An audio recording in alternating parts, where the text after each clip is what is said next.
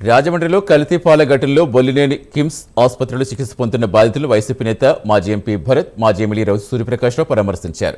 కల్తీపాల ఘటనలో ఇప్పటివరకు 11 మంది చనిపోయారు. మరో 9 మంది కిమ్స్తో పాటు ఇతర ఆసుపత్రులు వెంటిలేటర్స్పై చికిత్స పొందుతున్నారు. వీరిలో 6గురి ఆరోగ్య పరిస్థితి విషమంగా ఉంది.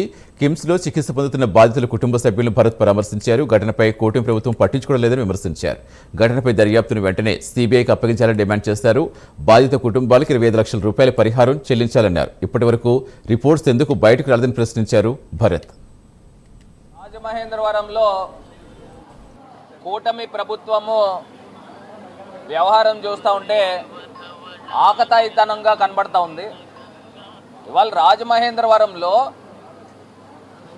కల్తీపాలు ఘటన జరిగి సుమారుగా 17-18 రోజులు అవుతోంది. నేను అడుగుతా ఉన్నా, ఈ ప్రభుత్వానికి నాటకాలు ఆడేదానికి విజయవాడలో టైం ఉంటుంది, కానీ రాష్ట్ర ముఖ్యమంత్రి చంద్రబాబు నాయుడు గారు కానీ, ఉప ముఖ్యమంత్రి పవన్ కళ్యాణ్ గారు కానీ, వైద్యశాఖ మంత్రి ఆయన సత్య గారు కానీ, వీళ్ళు ముగ్గురికి